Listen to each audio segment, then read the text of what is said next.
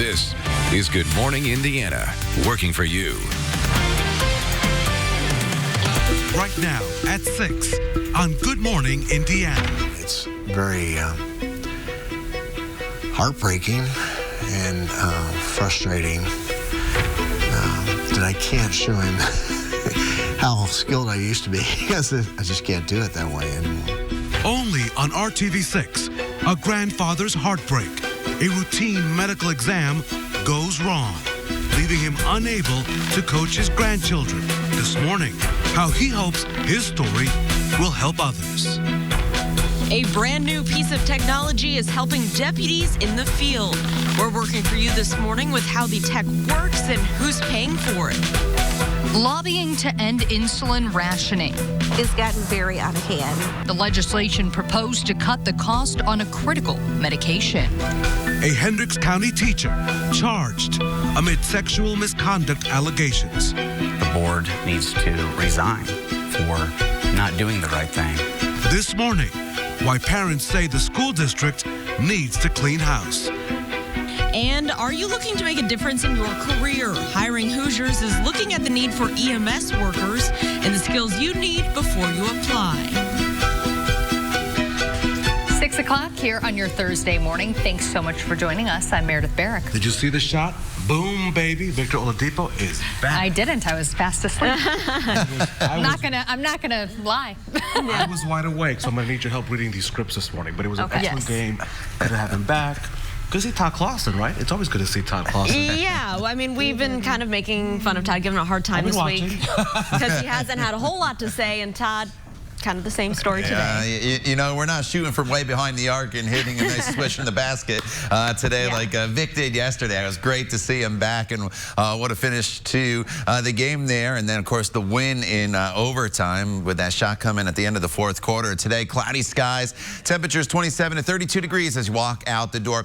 But the roads are dry this morning. We don't have that moisture that's just kind of hanging around like it has been the past few mornings. The other morning, we had some freezing fog. Yesterday, a few slick spots on the roadways. Not the case this morning, so that is good news, and that marks some improvement, but we still have the clouds. The clouds, though, should start to thin just a little bit as we get into the afternoon hours. We're never getting rid of the clouds today. I think they'll just thin for some filtered sunshine later on this afternoon. This morning, though, we're just kind of locked in with the cloud cover still. Temperatures hovering right around 30, 31 degrees right now. Should be around 35 degrees by the noon hour. We'll talk about the rest of the day, Lauren, coming up in just a few minutes. All right, Todd, thank you so much. Here is a live picture right now of a crash involving a semi on the near south side of town. This is I-65 near the Keystone Avenue exit. You can see camera freezing up just a little bit there, but it gives you an idea of what you could face as you're traveling southbound there on the interstate, leaving the downtown area, heading to the south side. Just use caution because we do have some lanes closed in that area. Let's take a look at where this is at on our traffic map. Again, the southbound lanes here of southbound I-65 and Keystone Avenue. We'll continue to monitor that and let you know if there are any backups you need to avoid. This is basketball country, and this morning one Johnson County grandfather is heartbroken. He can't coach his grandchildren on the game that he loves because his vision was damaged following what some would say is a routine eye exam. This is a story you will only see on RTV6. Alan Zimmerman sees good health as a key to a good life, but everything changed forever after an eye checkup. I just trusted their decisions, their guidance, and it was wrong, and I found out the hard way. Back in March 2016, Alan went to OSSIP in Greenwood, complaining about blurriness in his right eye among several symptoms. He had appointments, one on March the 22nd, the other on March the 25th of 2016. On those days, he was seen by two separate doctors at the same location.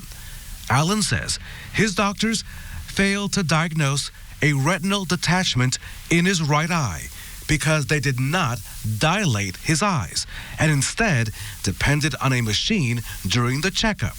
The result, Alan has permanent vision loss in his right eye. I've had to alter everything that I've done all my life, and I'm 65, in order to try to accommodate for something that is I'm never going to get it back. One of the biggest setbacks He can no longer coach his grandchildren on how to accurately shoot a basketball, a sport he loves. It's blurry. I can't see to the right as well as I used to. Even shooting things straight ahead, pretty much need both eyes to be working the same together. Shoot a basketball with one eye shut. In 2018, the veteran filed a complaint with the medical review panel. In 2019, 3 separate doctors looked over the case. So between October and December of 2019, doctors from Bloomington, Muncie, and Newcastle separately put in writing that based on the evidence, OSSIP doctors failed to comply with the appropriate standard of care. The treatment that Alan should have received should be optometry 101. This should be a routine thing. The automatic response is to perform a dilated eye exam, and that checks the retina. That was not done. Alan never envisioned being in this legal fight, but he says he plans to see it through the end. Alan has filed a lawsuit against OSSIP and the doctors involved. He's encouraging everyone to stay on top of their medical exams. And if there's ever a doubt, he says, please, please get a second opinion. We reached out to the lawyers for OSSIP and the doctors, Mary Beth Worley and Amanda Dinninger. We received this statement here at RTV6. We cannot comment because this matter is an active litigation. The time now is 6:06 this morning. Hoosier lawmakers say the cost of insulin is out of control.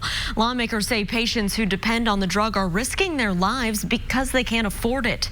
Harry Rybolt is not a politician or a lobbyist, but his presence is noticed at the State House. Rybolt is pushing to change the healthcare system that he says killed his son Jeremy, who was rationing his insulin prescription. Rybolt says Jeremy was paying $167 for a single bottle of insulin multiple times a month. Late last year, Jeremy started a new job, but was still rationing his insulin. I know companies have to make a profit, but if you marked it up 4 times, that's $28 for a bottle. Chances are I could afford that to get through, or he could have afforded it to get through. Potentially life-saving changes are being proposed at the State House. Senator Eddie Melton is proposing a cap for a 30-day supply of insulin that's no more than $50 a month.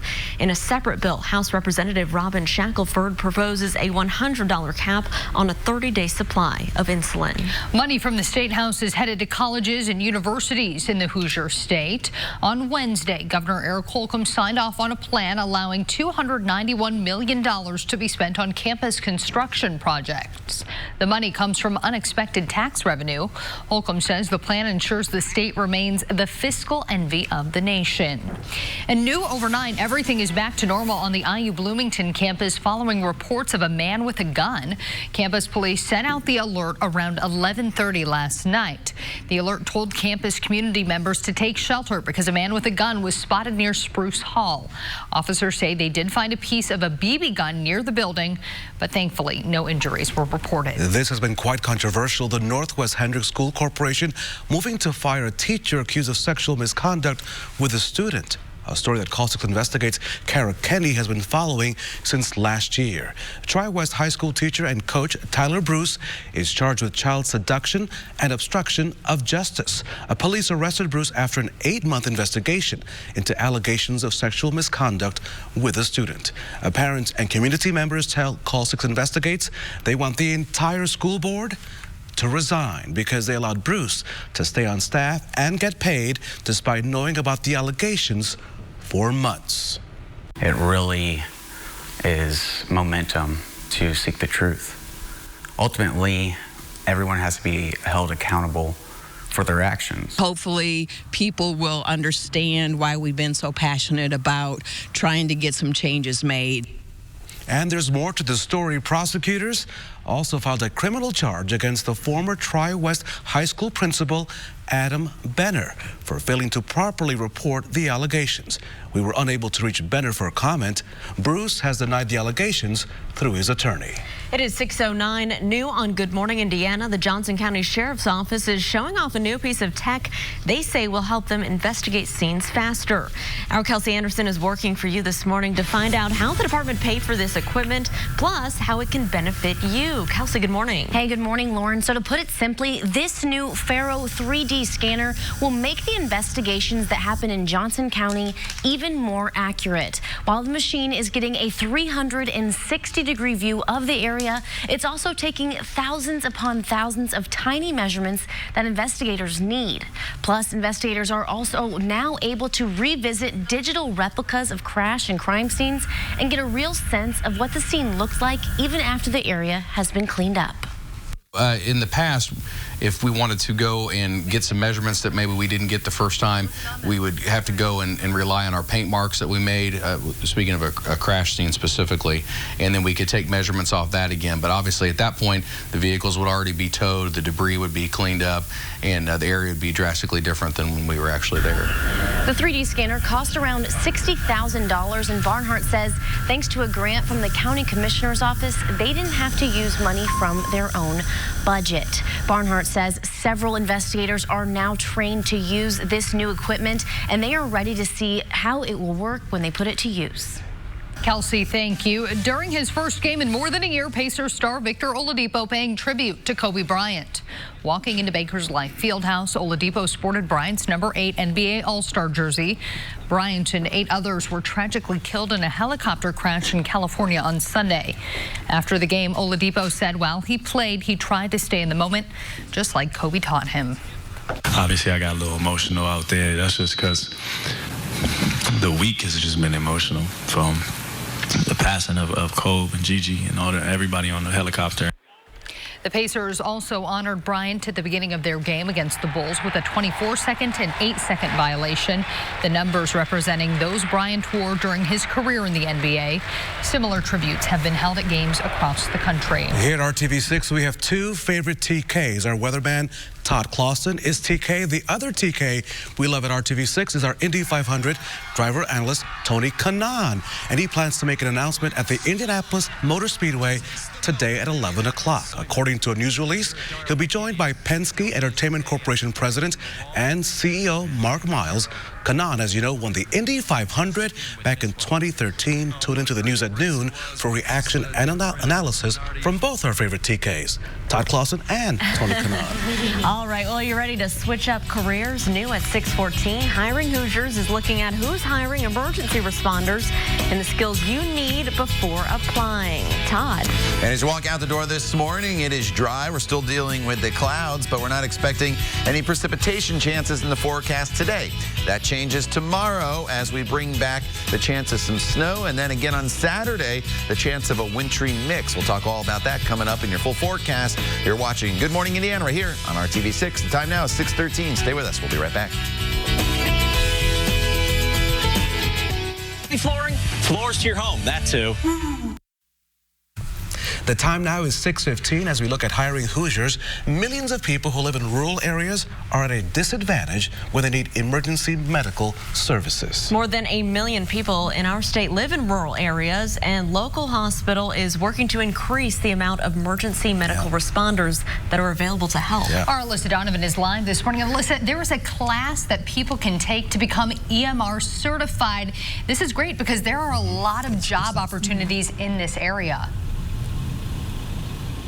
That's right. So the class is held in Boone County, and the certification that you get from this class is a great start for anyone looking to become an EMT or work in the medical field, really in any way. Now, that's what Cody Eldridge did after taking the class. He decided to take it to be a better first responder as a volunteer firefighter. He enjoyed it so much that he went on to become an EMT. The class is an introduction to pre-hospital emergency care, and it starts with basic anatomy and physiology. And then students learn basic skills for respiratory emergencies and cardiac emergencies. They also learn how to recognize signs and symptoms of strokes and behavioral disorders. This class is also very beneficial to people who live in more rural parts of Boone County where there might not be emergency services immediately available as in a metro area.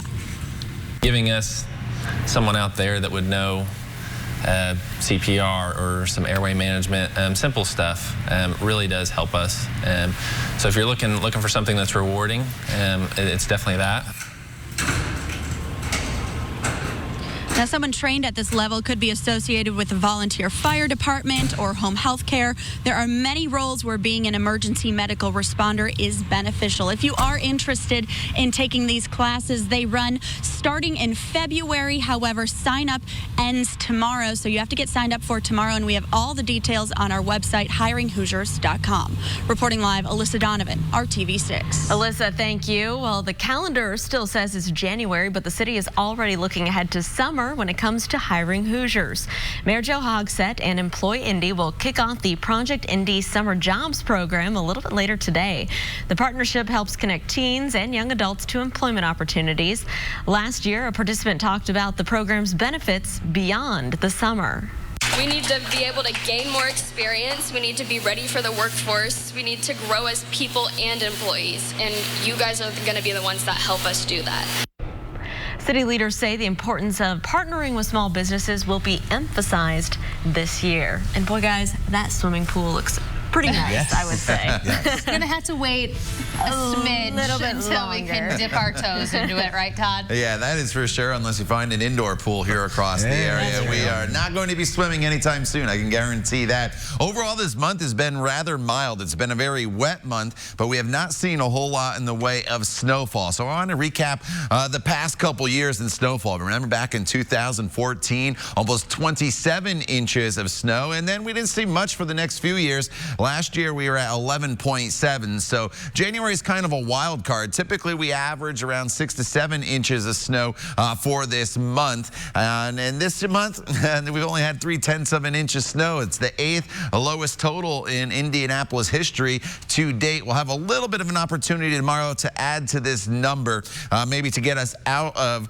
the bottom 10. If you are a snow lover, maybe you like that. Otherwise, you may be happy with that 0.3 of an inch to date. But nonetheless, January, one of the driest Januaries we've seen as far as snowfall, was followed up by a very snowy February and a March in recent years. So it can go either way this time of year. 32 in Indy, 31 in Martinsville right now, 32 in Muncie throughout the day today. Temperatures won't really warm a whole lot. We'll get into the mid to upper 30s this afternoon, putting us above normal. And you notice I changed the icon from just cloudy to mostly cloudy. I do think the clouds today should start to thin out just a little bit across the area. We're never going to get rid of these clouds completely, but they will start to thin for maybe a little bit of filtered sunshine later on this afternoon. So I mentioned that chance of some snow, and it's off to our west right now here in Omaha and Wichita, and it doesn't look all that impressive. And when it arrives here, it's not going to have a whole lot of moisture to work with. So we're not talking about big time snows. It's more the timing of the snow. Here we are at the noon hour, the clouds trying to thin a little bit. TrueCast probably overdoes it just a little bit, getting rid of the clouds. I think there'll still be some around, and then throughout the course of tomorrow morning's commute, this is when that wintry mix comes in. It's probably snow from the metro area to the north, a little bit of a wintry mix down to the south, and this comes through during the morning commute. So the timing is not good. Prepare for that. Tune into Good Morning Indiana tomorrow morning, and we'll update you as it moves through. It's not going to be any more than maybe a coating to a little bit more of a snow, but it could cause a few issues just based upon the timing in your morning commute. Eventually tomorrow up to 40 degrees as we work our way into Saturday, 41 degrees. Again, there could be a little bit of a wintry mix early in the day, and then just lots of clouds. Sunday, though, finally, that's when we get the warmer temperatures in with the sunshine, 51 degrees. And then Monday is even better, 55 degrees with partly cloudy skies before the rain returns to the forecast on Tuesday. Lauren? All right, that's good news, Todd. Thank you so much. Not so good news in the forecast. Here is this semi-crash we're monitoring south of downtown. This is I-65 near Keystone Avenue in the southbound lanes. Now our camera is freezing up a little bit here, but you can see the impact of this crash. Traffic is starting to get backed up. What we know right now is we do have a few lanes blocked, and it involves a semi. Also at this hour, the on-ramp to southbound I-65 is blocked from Keystone Avenue because of that semi. So let's take a look right now at our Traffic Now map and show you where this is at. This is before you get to the I-465 ramps. Again, semi-crash here in the southbound lanes impacting traffic. We'll continue to keep you updated if you need to reroute, but right now, just take it slow and watch for those emergency responders. Despite having one extra day this year, February is a short month, but it is full of some big deals. Next at 6:27, we're working for you on what you should and shouldn't buy when the calendar changes. That and much more right here on Good Morning Indiana. And Keller, right now. All right, so in 2019, all the rage at Popeye was that chicken sandwich.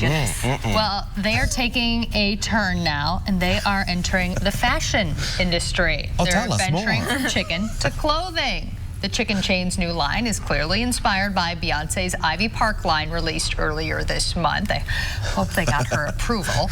Now, this isn't the first time Popeyes has made headlines. Like I just mentioned, you likely remember the chicken sandwich feud from last year. That was a little bit of a disaster. So are those the new... I need more information. Are those the new uniforms for the employees? That would be cool. Can I purchase this online? Because that sweatsuit looks awfully comfortable. Yeah. I would like a we shirt will with get an extra you more pocket. information. Yes. Yes. Okay, guys, so we've all dropped things into our couch cushions, right? Pretty gross. But one man got the surprise of his life when he went to fetch his keys. He dropped down the crack there. The man reached deep into the cushions. He found an 8-foot-long boa constrictor. How's that possible? How is that possible? The homeowner says he doesn't own a snake and doesn't know how it got there. Officers say the snake was very gentle and is being cared for by a local once again, I have many more questions. I mean, I'll find a dollar bill or some quarters, but not a stale Cheeto. Yeah. But not a snake. It's like, oh, excuse me. Well, this is heartwarming. This 14-year-old, his name is Will Walker, from near Kansas City. He's been fighting cancer since he was 9. He's been raising money to go to the Super Bowl in Miami. And last week, a local magazine paid off his trip. On Wednesday, Will was surprised, as you can see, with tickets to the game. He'll even get to hang out with retired Chiefs players in Miami. Cool. Good luck to him. I hope he enjoys the game. Yes, and I'm going to assume the weather in Miami is going to be much better than it is in Kansas City this weekend. Yeah, you know, it'll be warmer, but remember when the Colts were in the Super Bowl in Miami, it poured. Yeah. Poured Never rain. know. So you don't know about the rain, but it will be warmer. So, all right, outside right now, as you take a live look off to the west, what you do not see is that moisture that's around. So as you walk out the door this morning, you're not dealing with any visibility issues, and you're not dealing with that damp feeling that we have out there. Temperatures are going to be hovering right around 30 degrees with mostly cloudy skies through the morning commute. I am expecting the clouds to thin just a little bit as we head into the afternoon hours. As that happens, it'll be a couple degrees warmer this afternoon, and without that damp feeling, it'll feel better as well. A high of 36 in the city, about 40 degrees from Terre Haute to Bloomington over to Columbus. Todd, thank you. I think a lot of people can agree with us when we say that it felt like January lasted forever. It's nearly over, though. Yes, and this morning, our own John Matarese working for you, breaking down what you should and shouldn't buy this time of year so you don't waste your money. February is the shortest month of the year, but it's also a long month when it comes to sales. That's because it starts off with the Super Bowl this Sunday, then Valentine's Day sales, and it all culminates in huge President's Day sales. Best Buy is running some of their biggest TV sales of the year right now before Sunday's big game between Kansas City and San Francisco. DealNews.com says stores are also rolling out deals to get you to buy something for your sweetheart on Valentine's Day. And they will be clearing out winter merchandise. So the best things to buy in February, Deal News says 4K TVs this week. Also appliances, furniture, and beds on President's Day weekend. And winter clothing anytime this month. What not to buy in February? It's not the best month to buy beachwear and new spring fashion, and roses will jump in price around February 7th, but you can't do much about that besides buying cheaper flowers. So you don't waste your money. I'm John Matarese. Good morning, Indiana. It is the season to be stressed out. Of course, this is tax season, but free help is available to help you complete your tax returns. Indianapolis Mayor Joe Hogsett joined members of the United Way of Central Indiana, the IRS, and many others at an Eastside Public Library to kick off the opening of tax prep sites. Individuals and families with a combined household income of $65,000 or less are eligible to receive free tax help. It's free. It's trusted. It's accurate. It makes something that could be very difficult and very stressful easy for people who really need it.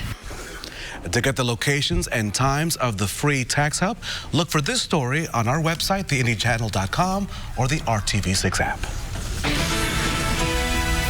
Now on Good Morning Indiana on this Thursday morning, this is your 6:30 news feed. A woman is dead after fire ripped through a Mooresville home in Morgan County. It happened at a house on Southwood Court near North Indiana Street. Firefighters were able to get a man out of the home, but the woman was later found dead inside. Today, Indianapolis Public School Board will take a final vote on a plan to outsource its transportation department. IPS wants to switch to a new private contractor in a move to save the district $7 million. The school district says current employees will have a chance to work for the new company. Union leaders expressed concern over the future of a number of employees who will be impacted by this move. Metro Police want to know if you recognize this bank robbery suspect. The surveillance picture is from the Fifth Third Bank on College Avenue near 86th Street on the north side. The robbery happened just before 3 in the afternoon on January 2nd. The suspect was wearing sunglasses and an Indianapolis Indians hat. If you think you recognize this person, you should call the FBI at 317-595-4000. Millions of dollars are going to agencies in Indianapolis to provide housing for homeless people right here in central Indiana. The U.S. Department of Housing and Urban Development, also known as HUD, has awarded nearly $24 million in grants to homeless assistance programs across our state. More than $6 million of that will be routed through the city of Indianapolis. And get ready to see this a lot over the next year. It's the winning design in a contest to create the bicentennial logo for Indianapolis. It was created by designer Mandy Walsh. Yesterday, Mayor Joe Hogsett presented her with a check for $5,000. The logo will be at the center of the city's year-long bicentennial celebration through the year 2021. All right, we are celebrating a little bit of sunshine in our forecast here at 6:30 on Good Morning Indiana. However, though, we're going to still have to wait a few more days for it. Yeah, you know, it's really Sunday. That's our best opportunity to get some sunshine in here. Yeah. But I think there'll be some times the next few days where the sun will at least try to make an appearance, and that's better than the past couple days where we've just been locked in with the cloud cover. Now, it's still cloudy this morning as you walk out the door, but I think one of the things you will notice when you walk out the door is we don't have the damp feeling and all that moisture that's been trapped in the lower levels of the atmosphere. It's kind of dried up, so that's good news at least. You still need to have the heavier jacket. You don't really need the sunglasses. Even as the skies start to brighten a little bit this afternoon, it won't be super bright for you. The clouds are in place this morning. No real flurries across the area like we've kind of had the past few days as well. And then off to our west, you do notice the clouds breaking apart across Illinois. I don't think we ever completely get rid of the clouds and get into a good amount of sunshine. I just think the clouds will start to thin a little bit and the skies will start to brighten, and that is an improvement as well from where we've been. So it's another cloudy and cool commute for you this morning. We'll hold pretty steady right around 32 degrees through the 10 o'clock hour. By the time we get to the noon hour, we're looking at a temperature of 35. We'll go up a couple more degrees from there. We'll talk about that and look ahead to the opportunity of a little snow in this forecast as well, coming up in Maine weather in just a few minutes. Lauren. Todd, thanks. We are keeping you updated on this traffic alert south of the downtown area. It's impacting southbound I-65 at Keystone Avenue. It's also blocking the on-ramp to the southbound interstate from Keystone Avenue. What happened here is we have an injury crash reported involving a passenger vehicle and a semi-truck. We know that some lanes of the interstate are blocked, and again, that on-ramp is blocked this morning. So use caution if you're heading through that area and avoid hopping on the interstate southbound at that point.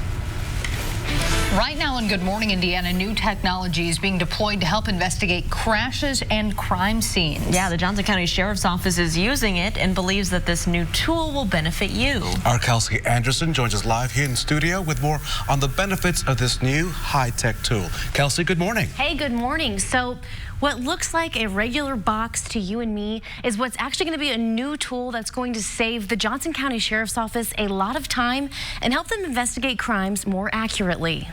So it shows the length is 20.60 feet between that spot in the bumper, in the front of that bumper.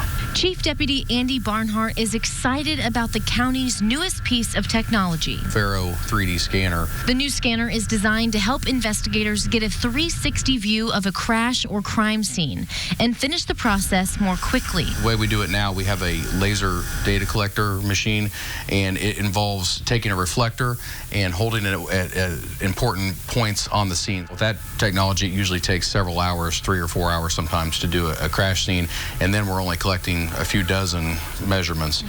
With this new technology, we'll be able to collect tens of thousands of points of measurement. Barnhart showed me how it works with this simulated crash. The picture looks pixelated, but he says it's actually not, and what you were seeing are all the measurements the Faro scanner took. He says the new technology won't just benefit the department, but the entire community. If it's a criminal case, if there's alcohol involved or something like that, where someone's going to be charged with a crime related to a crash, then this will help recreate that scene in the software for court, because we can do fly-throughs and 3D model recreations, things like that really help the judge or jury visualize. Obviously, a piece of equipment like this isn't cheap. It's actually in the range of about $60,000. But Barnhart says they didn't have to touch their own budget to get it. We spoke to our county commissioners, and they actually had a chunk of money put aside for technology-related improvements within various departments, and that was coming out of a bond, and they decided to let us use that bond money to pay for this. So.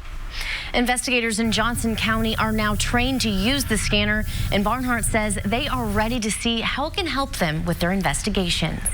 Kelsey, thank you. Coming together to offer hope and prayers for a man who was killed when he was just trying to do his job.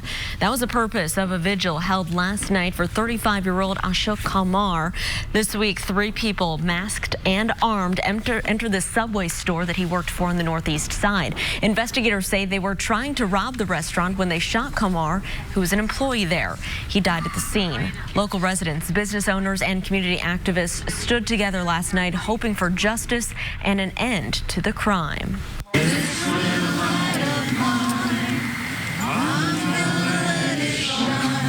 He was always smiling, in a bad mood also. If I say anything to him, he'll do it. Community members say they hope this tragedy leads to an increased amount of security and lighting in the shopping center where that Subway store is located. And as always, if you have any information that could help police solve this crime, you can leave an anonymous tip by calling Crime Stoppers. That number is 317-262-TIPS. Covering the State House this morning, lawmakers are working hard to get their bills moving this week. Today is the deadline for committees to hear bill proposals. One of those would give grant money to teachers who want to have handgun training. Senate Bill 263 passed a Senate committee on Wednesday. It allows school corporations to use the Indiana Safe Schools Fund to pay for handgun training for staff. The bill does not mandate a teacher to be armed on school property, but it does say teachers must be trained before they're allowed to carry handguns on school grounds. How could a class focus on learning seeing their teacher carrying a lethal weapon? A vote against this bill is a vote to continue to allow untrained teachers to carry guns in our schools and in our classrooms. As it stands now, teachers can legally have guns in schools, but only if a district authorizes it. The bill now heads to the full Senate for a vote. Also at the State House, a bill that would ban you from holding your phone while driving has passed the full House. There was opposition from some Republicans who say it isn't the government's business, but Governor Holcomb is among those pushing for the bill, saying it will save lives. If it makes it to the governor and he signs it into law, it would become illegal to hold your phone while driving. Right now, similar laws are in the books in 21 states and in Washington, D.C. At 6:38, we have more from the Capitol. Governor Holcomb did sign one bill into law on Wednesday. It's the spending plan for $291 million in unexpected tax revenue for college construction projects. The approval comes after Democrats tried to direct some of that money towards school funding and teacher pay. The governor proposed a plan to use the cash for the building projects rather than borrowing money. Holcomb does not want the state to address teacher pay until the new 2-year budget is considered next year. Well, you could be making a living by saving lives. Up next, our Alyssa Donovan tells us there's a big need to fill positions in a very important line of work. We'll be right back. Dream Mattress Studio at Value City Furniture. Welcome back. More than 1 million people right here in our state live in rural areas, putting them in danger if they need emergency medical care. And that's why one hospital is offering classes to become an emergency medical responder. Our Alyssa Donovan is live this morning. Alyssa, what will people learn in this class? Seems like it's critical and vital to our rural communities. That's right. So people will be learning life-saving techniques to help during an emergency medical situation. Now, the class can also be a stepping stone for someone interested in becoming an EMT or a paramedic. Now, the class is an introduction to pre-hospital emergency care, and it's being offered in Boone County at the Thorntown Sugar Creek Fire Department. The class starts with basic anatomy and physiology, and then students learn basic skills for handling common cardiac and respiratory emergencies. They also learn how to recognize signs and symptoms of strokes and behavioral disorders. Those who take the class are also going to be sort of in a benefit when they live in rural counties, because they might be able to help during an emergency situation. Those areas don't have as much access to emergency medical care, and those people that take this class can be the first responders during an event. A lot of times first responders are the first people on the scene, making the initial patient contact, and in some cases providing life-saving care prior to the arrival of the ambulance. Now, someone trained at this level could be associated with a volunteer fire department or home health care. There are many roles where being an emergency medical responder is beneficial. Now, if you are interested in taking this class, you do have to live in Boone County in order to take it, but we have details on our website, hiringhoosiers.com, and get there quickly because the last day to sign up for this session of class is tomorrow. Reporting live, Alyssa Donovan, RTV6. Alyssa, thank you. The flu and other illnesses continue to impact several schools in central Indiana. Today, all students and teachers at a school in Logansport are staying home as a result. Fairview Elementary School in Logansport will be closed for the rest of the week, as well as on Monday, because so many students and teachers are sick. The school district posted on their website that the 3 days off will not be e-learning days, so they will eventually have to make those up. The district says custodians will work to clean and disinfect the school before students return next Tuesday. All other schools in Logansport are still open today. It is 6:43. He had waited more than a year, and so had Pacers fans. Turns out it was well worth the wait. Next, a musical look back at the comeback that had a storybook ending. Todd. And let's walk out the door this morning. It is dry, but we have lots of clouds in place, but nonetheless shouldn't have any issues on the roadway. So we'll give you the green light for the morning drive, your evening drive, and just as good as we give you the green lights with even maybe a few peaks of sunshine. While today's commute is going to be just fine, tomorrow's could be a different story. More on that coming up in your full forecast. The time now is 6:44. You're watching Good Morning Indiana. We're here on RTV6. Stay with us. We'll be right back. Flooring, floors to your home, that too. Welcome back. We are monitoring this traffic alert south of downtown. This is on the south side on southbound I-65. This is right near Keystone Avenue. You can see we have a semi-truck there on your screen. Crews working to move that out of the travel lanes. The semi and a passenger vehicle crashing earlier this morning. Right now, the on-ramp from Keystone to southbound I-65 is closed, so maybe if you're traveling near that area, you'll need to get on at Raymond Street or use another route. We'll continue to keep you updated. We did have some injuries reported. No details on those, but this is a look from Live Drive, and our photographer Shay Goodpaster there at the scene. He tells us that traffic on southbound I-65 is still moving by just a little bit slow past this crash scene. We'll keep you updated.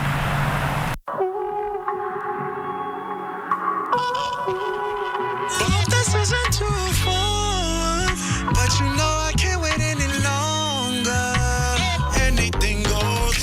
Pull up some more. We in that zone. Come in the door, yeah. And I spend that door, yeah. I spend that door. Oh, lights on. We gon' do it all with the lights on. She be in the lead so deep.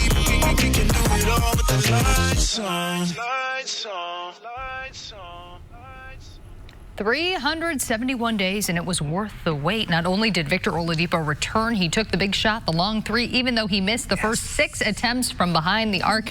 This one counted. It sent the game into overtime. Boom, baby. The Pacers would go on to beat the Bulls 115-106, and afterward, Vic said Kobe Bryant was on his mind when he got the ball with the game on the line. I just shot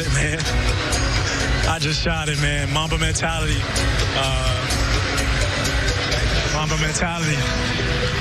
Mamba mentality, man. That's for Cole, Gigi, all them people that was on the helicopter. That's for them, man. It's been a tough year, man, but tough times don't last. Tough people do. Yeah. Vic and the Pacers are back home at the Fieldhouse this Saturday to take on the New York Knicks. That's pretty cool that he made that shot. So glad that he's back. Glad that he's back, thinking about Kobe Bryant and all those who lost their lives there in the helicopter crash. Just says a lot about a person, right? Yeah. Just top-class kind of person. So that was awesome that he was able to do that. Time to check your forecast now. We're looking at Todd Clausen. Another cloudy day. Todd, I feel like I'm in London. I feel like, the last couple days, dreary. Where's my tea then?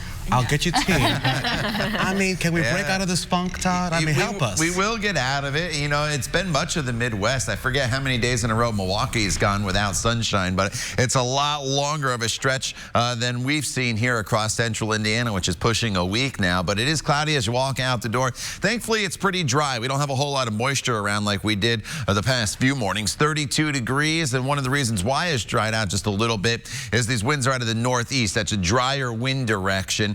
And that's going to hopefully help to thin out the clouds a little bit later on this afternoon as well. 29 in Crawfordsville, 32 in Bloomington, as well as Muncie this morning. It's 31 as you make your way into the Greenfield area. The clouds firmly in place all across the state. As we expand out, though, you'll notice a couple things. This is the storm system that we were dealing with yesterday just off to our west. It's going to start to make its way up the East Coast. And the reason I point that out, it's going to help to at least try to pull some of these clouds off towards the east. Then you see the clear skies in central Illinois. That's what I'm hopeful for a little bit of cloud thinning later on this afternoon to allow some filtered sunshine in here. We'll never completely get rid of the clouds. And then you notice this rain, snow off to our west. That becomes a player in the forecast by about this time tomorrow morning as we start our Friday morning drive. Today, clouds this morning, temperatures hovering right around the freezing mark. By this afternoon, it should be up to about 37 degrees for your afternoon high. Notice I changed the icons from completely cloudy to mostly cloudy. That's for the thinning of the clouds and that filtered sunshine that hopefully we work its way into the area, at least brighten things up just a little bit. And TrueCast kind of paints that picture as these clouds thin a little bit. I think TrueCast probably overdoing it a little bit, but nonetheless, there will be a brief opportunity this afternoon, I think, for a little bit of sunshine before the clouds come in. And then this is tomorrow morning starting at 5:30. This is not a big storm system. There's not a ton of moisture with it, but it's really just bad timing that's coming in at the start of your morning commute on Friday. It's mainly snow in and around the metro area, wintry mix down to the south, and it moves through very, very quickly. By the time we get to 9:30, 10 o'clock, it's moving out of the area. But again, that's the commuting hours. We're talking maybe a couple tenths of an inch of snow. Shouldn't be anything more than that. But the problem is with the cars on the roads, if salt trucks are out, they can't as freely move around the roads and the highways across central Indiana. So just tune in tomorrow morning. We'll update you on the timing of that wintry mix. Otherwise, the rest of tomorrow is pretty quiet with high temperatures eventually up to near 40 degrees. We should get to 40 degrees on Saturday with a high of 42. Sunday is Raphael's Day and everybody's day across central Indiana as we have sunshine, a high of 51 up to 55 on Monday with partly cloudy skies before rain arrives Monday night and then continues for much of the day on Tuesday. Lauren? All right, Todd, just a reminder for drivers right now still monitoring a semi-crash cleanup on the southbound lanes of 65. This is at Keystone Avenue. The on-ramp there also blocked at this hour. Traffic is still moving by in the southbound lanes. We'll continue to monitor this on the other side of the break. Stick around. Life. Visit the Hiring Hoosiers job board.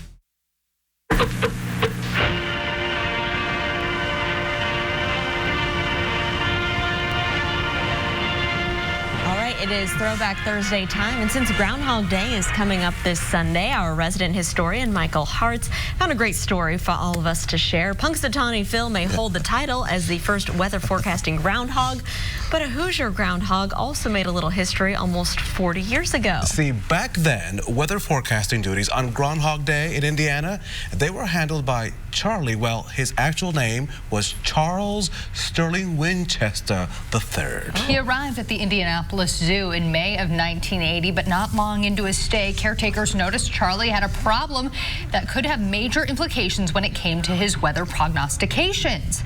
RTV6's Tracy Horth got to be there to see history made, the first cataract surgery on an animal at a hospital for humans. It became fairly obvious to us at the zoo that he was beginning to bump into things a little bit, and he would be surprised suddenly by maybe someone entering the room.